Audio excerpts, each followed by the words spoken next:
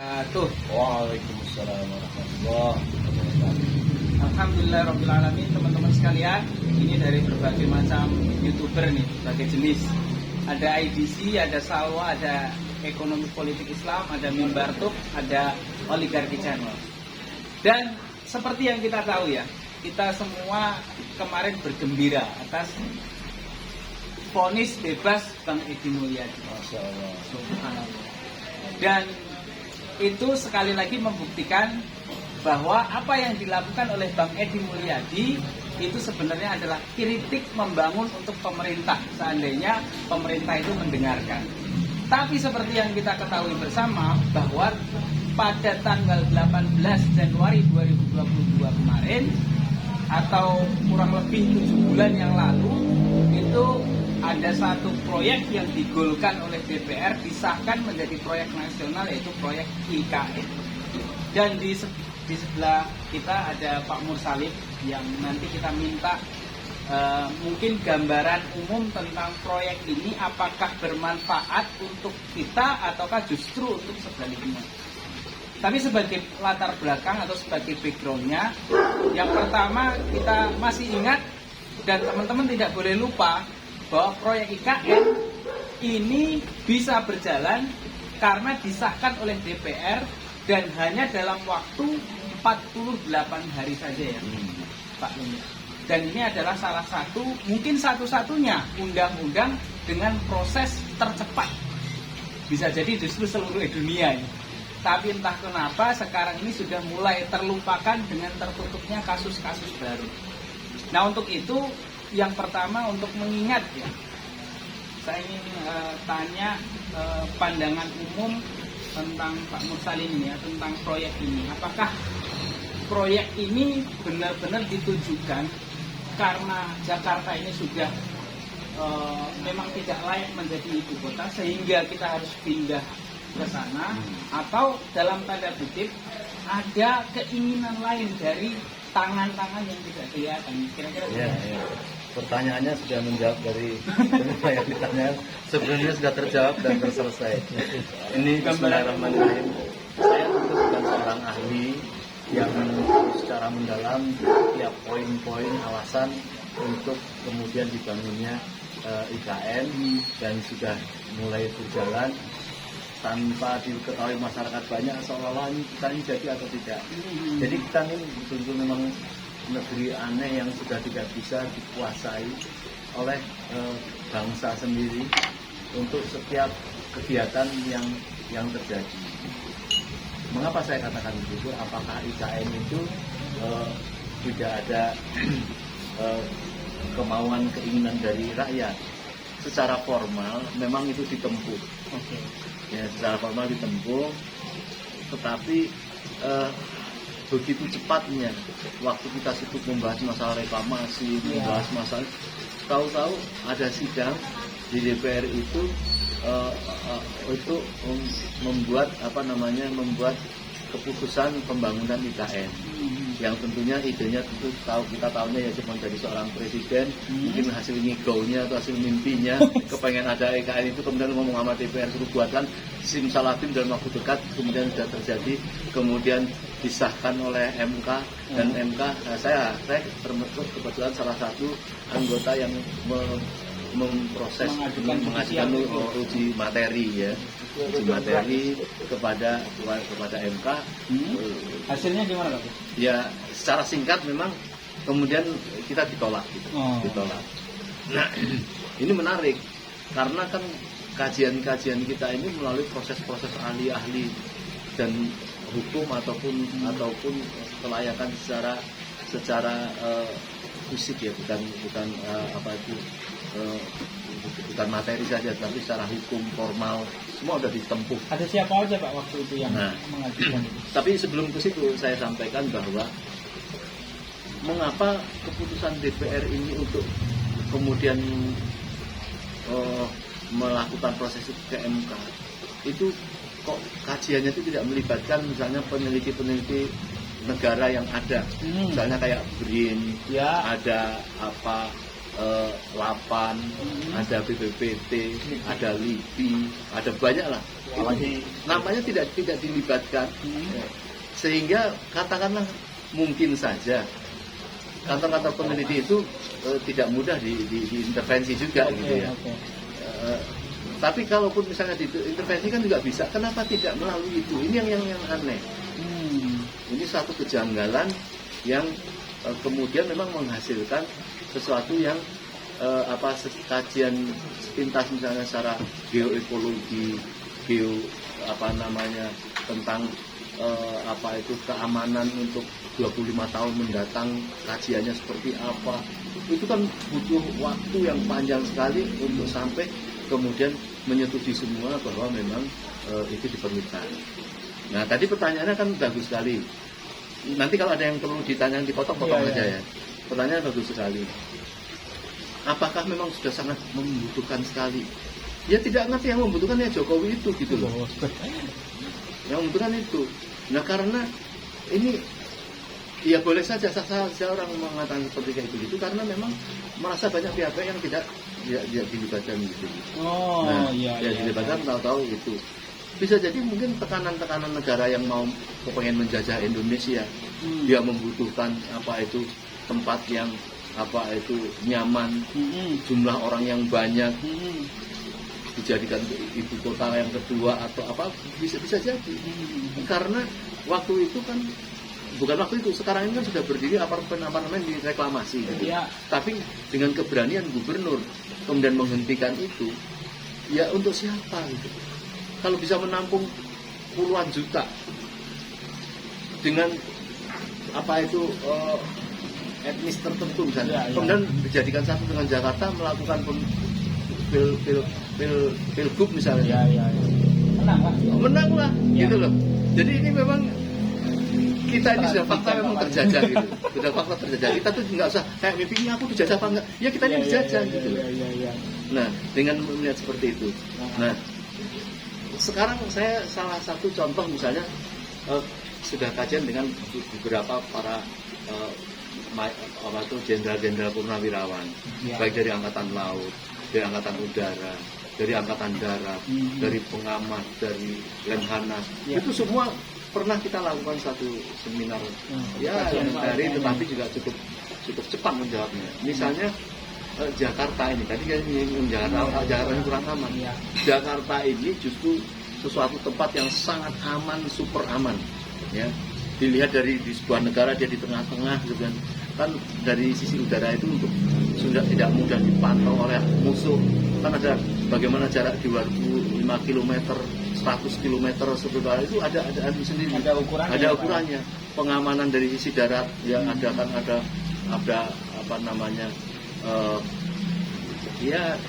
kalau polisi misalnya ada polsek, ada polres, ada itu dijaga di sebelah itu Pak.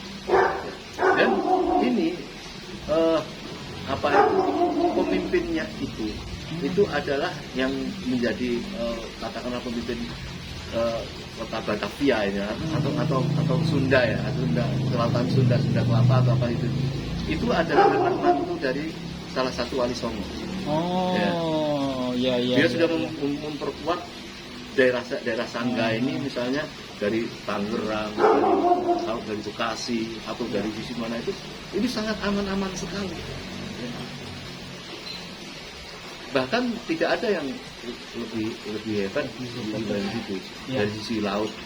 Nah sekarang kita bandingkan dengan Kalimantan, ya, yang saking mungkin mau mengungkapkan secara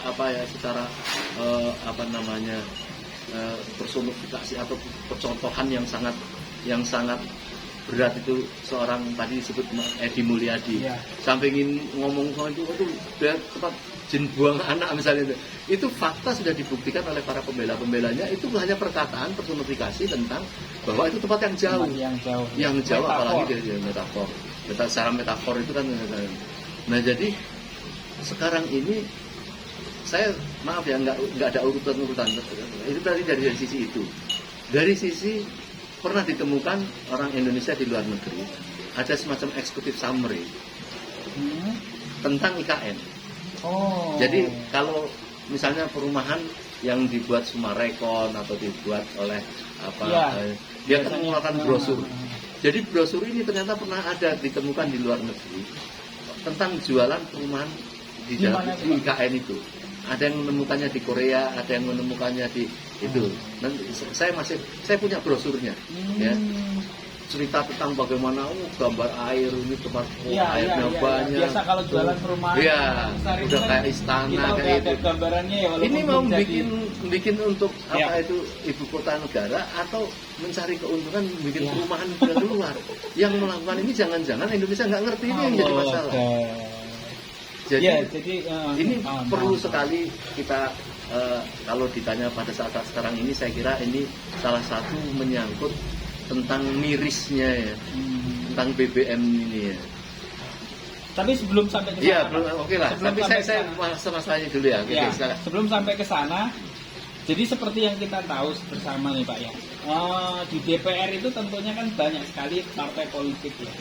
Dan yang menurut saya itu menggelitik atau membuat apa ya, aneh, itu sebagian besar rata-rata tidak ada satupun yang menolak proyek IKN ini. Ya. Bahkan seperti yang Pak Mursalin tadi sampaikan, di sana ada Kementerian Pertahanan. Dan menurut kajian dari Walhi, beliau itu mempunyai tanah yang cukup besar di wilayah IKN. Belum lagi ada anaknya Pak Setia Novanto.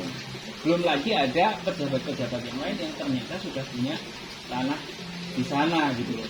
Nah, nah ini pertanyaannya, apakah dalam tanda kutip aparat-aparat atau oknum-oknum yang memang saat ini menjabat itu punya kepentingan pribadi soal nanti ketika IKN terbangun mereka tentu akan mempunyai lahan-lahan di sana yang kemudian lahan itu ya mereka bisa Ya. kuasai. Baik, jadi sebelum saya menjawab ke sana, saya tidak ingin mengatakan bahwa DPR sekarang sudah kehilangan orang-orang pinter. Saya tidak mengatakan itu ya.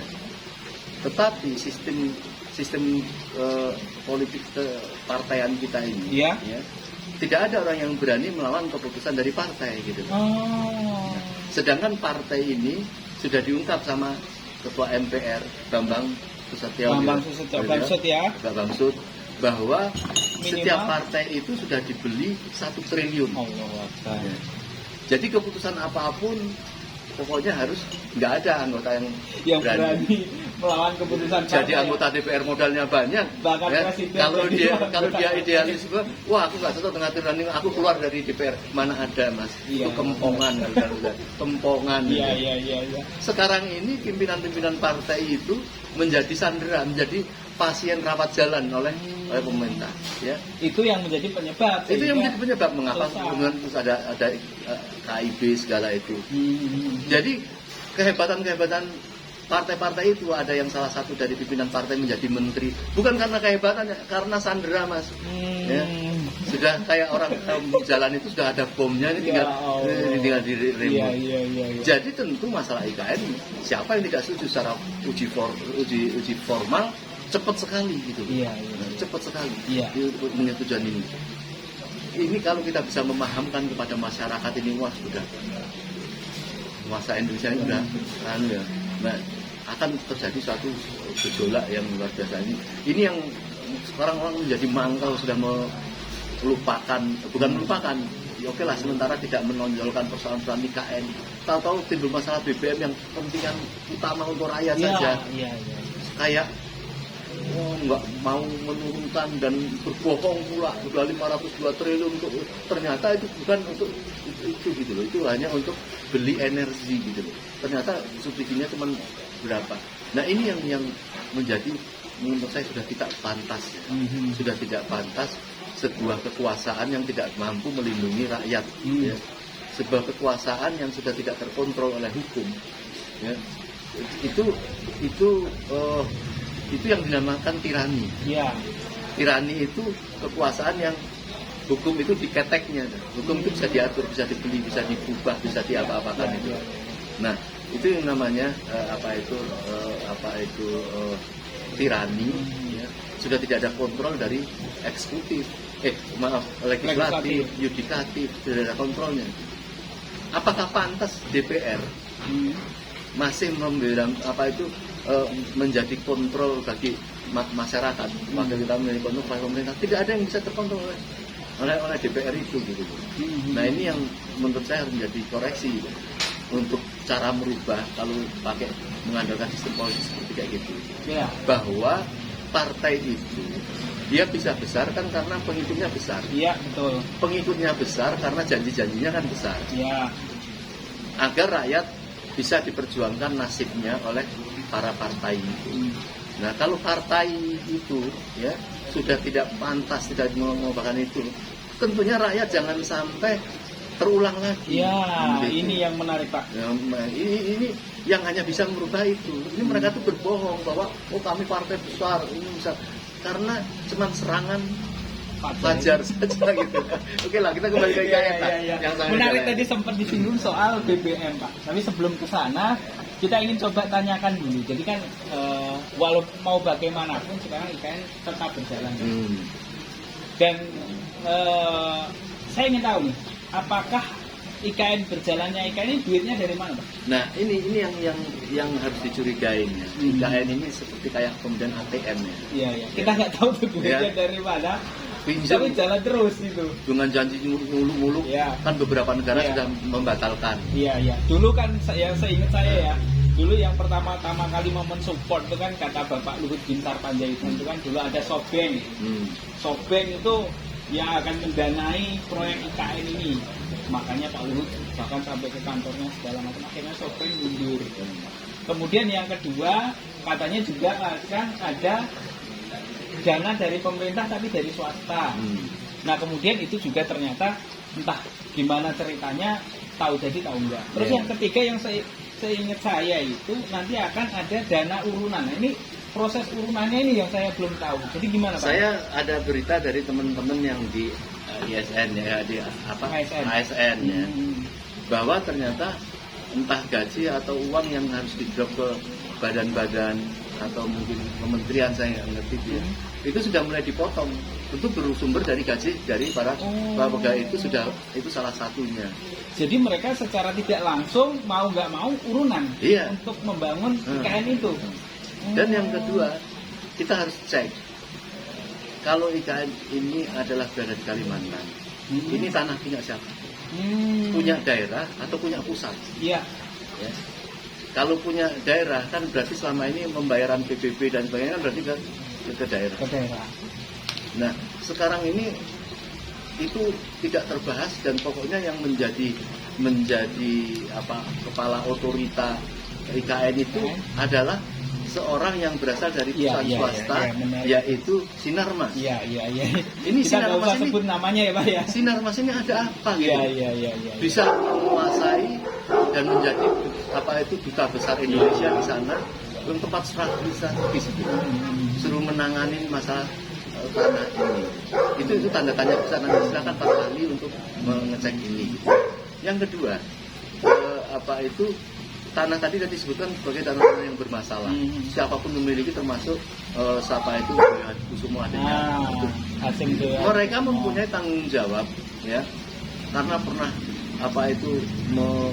memperkosa alam sana ya dengan hutan, kemudian setiap orang punya PAP itu kan mestinya punya kewajiban reboisasi dan sebagainya. Tanah lubang-lubang itu tanpa diminta pertanggungjawaban dirubah menjadi itu seolah ditutupin. Nggak tahu ini apa deal atau main selingkuhannya sama negara seperti apa, kita nggak tahu. Pokoknya ini sudah menjadi semacam kayak gangster besar ya. Jadi gangster bukan cuma Sambo doang ya Pak ya. Ada yang karena memang ada yang lebih besar. Mainannya justru jauh lebih besar. Iya kan kalau negara hukum kan tentu prosesnya secara politik benar, secara hukum benar, gitu, orang merasa nyaman. Ini enggak gitu loh. Nah jadi dan sebagian rakyat nggak sadar soal itu. Karena harus ada edukasi terhadap masalah itu. Ya. Nah oleh karena itu menurut saya karena DPR ini sudah tidak bisa dipercaya, maka rakyat ini harus mempunyai kekuatan besar untuk melakukan kontrol. Ya. Tentu kalau memaksa pasti tidak boleh. Tetapi kalau massa besar mengontrol, memaksa, kita harus jadi seperti ini, atau bahkan DPR bubarkan, ya partai politik bubarkan, bisa itu bisa terjadi karena sudah keterlaluan bukti-bukti yang sudah menyengsarakan, yang sudah tidak ada empati gitu ya. Kemiskinan melonjak, sedangkan kualitas kemiskinan itu mungkin ada apa itu item-item orang yang dinamakan miskin seperti ini gitu ya. Itu mungkin sudah dikurangin ya. Mungkin jadi kalau orang Indonesia misalnya dikatakan miskin kalau dia punya uang misalnya 200.000 per bulan. Kalau orang Indonesia 100.000 pun dia tetap masih bisa hidup gitu loh. Ini yang jadi masalah. Iya, itu masalah ya. Jadi kalau setahu saya itu kan dana BPS, menurut BPS itu entah 2001 atau 2020 ya. Jadi orang dikatakan miskin itu kalau pendapatan per hari itu $2. Jadi kalau $1 sekarang 15.000, kalau kita sudah punya uang $2 atau 30.000 kita sudah dapat sehari itu Pak. Sudah kaya. Gitu. Kaya itu sudah bukan miskin.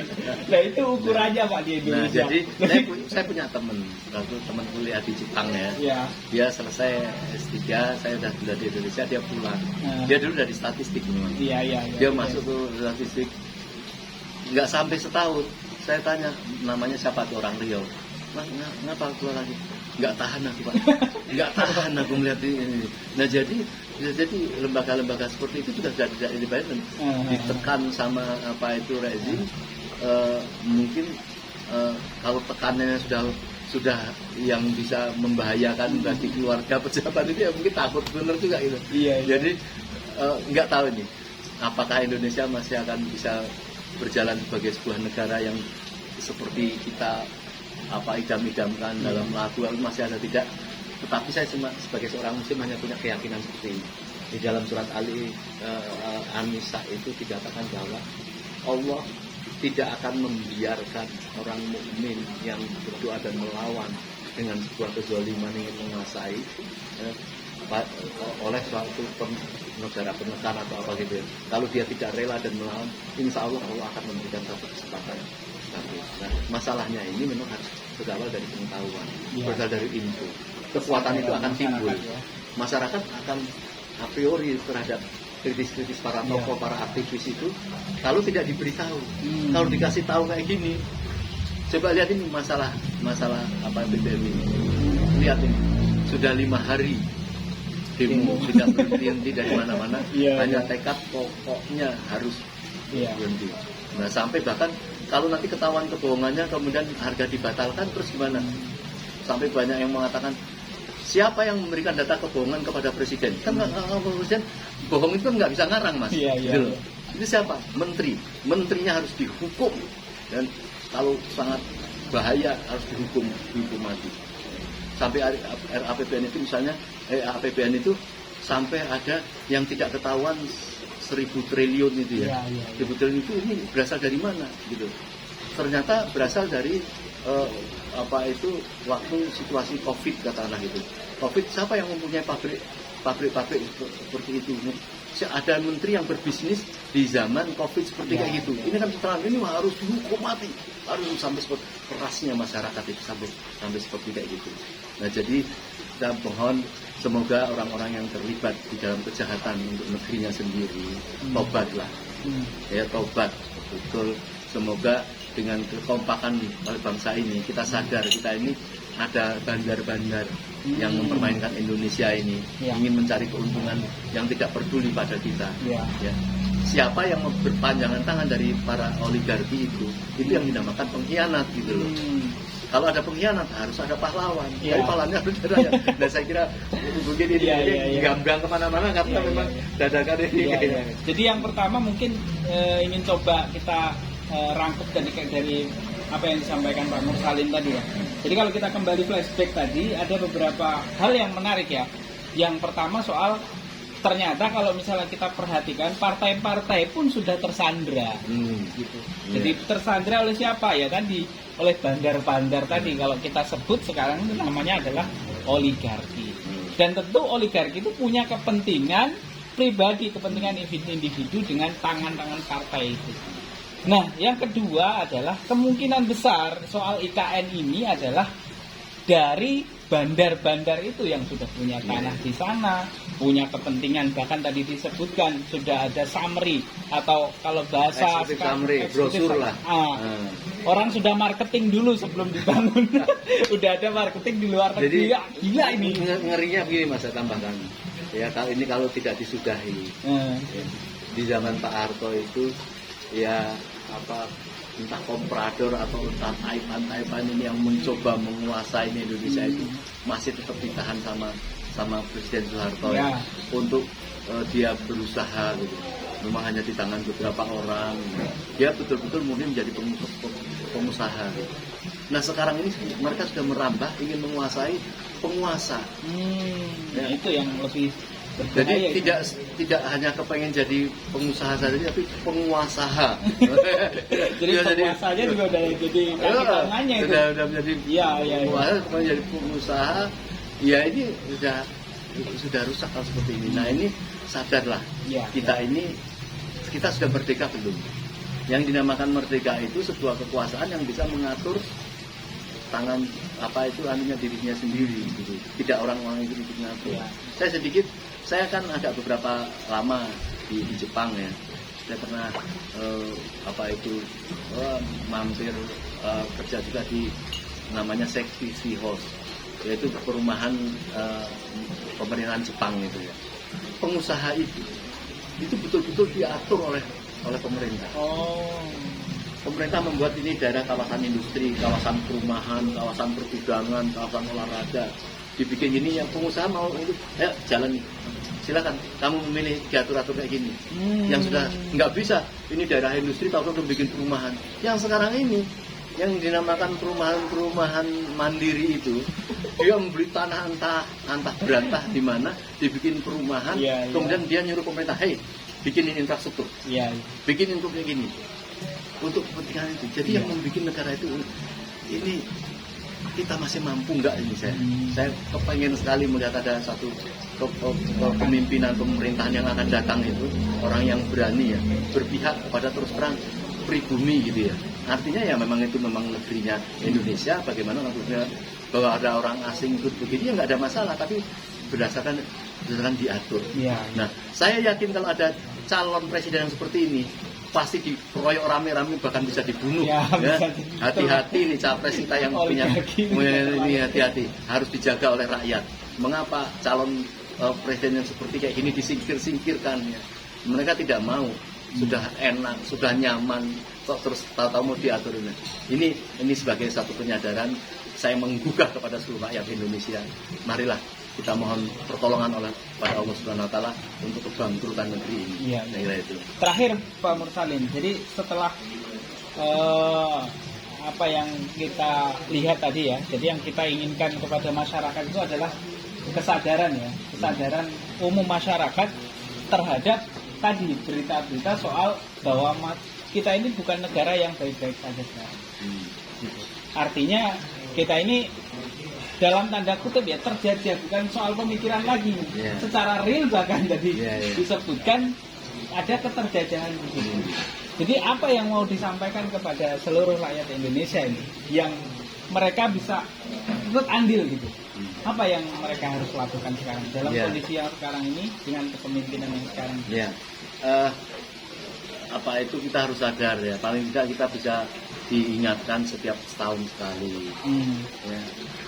Perayaan-perayaan kemerdekaan Republik Indonesia itu janganlah dengan dengan pembodohan, lomba-lomba manjat pinang yang orang sampai mati ya, itu kemudian itu dengan senang-senang kemudian banyak pembodohan-pembodohan seperti itu seolah senang. Kemerdekaan itu kita dorong pemimpin negara kita itu mempunyai kemampuan mengatur dirinya sendiri, mengatur untuk kesejahteraannya rakyat sendiri, dan buat undang-undang nggak usah terpengaruh oleh orang, musyawarahkan dengan jujur, ya nggak usah terlalu rakus pada jabatan. Siapapun yang mampu untuk buat kebaikan, ayo kita himpun. Saya mengimbau kita harus terlibat mengontrol pada penguasa yang artinya yang keblinger dalam menata kemerdekaan ini. Saya kira mungkin itu. Baik, terima kasih teman-teman yang sudah menyaksikan video ini. dari Salwa Media, IDC, dari Oligarki, Politik Ekonomi Islam, Mimbarto, dan YouTube yang lain yang sudah menyaksikan. Demikian, mudah-mudahan ini bisa memberikan kesadaran kepada masyarakat, kesadaran umum kepada masyarakat, sehingga masyarakat bisa bangkit dan tidak membiarkan negeri ini dijajah oleh para oligarki. Terima kasih. Wassalamualaikum warahmatullahi wabarakatuh. Merdeka. Merdeka.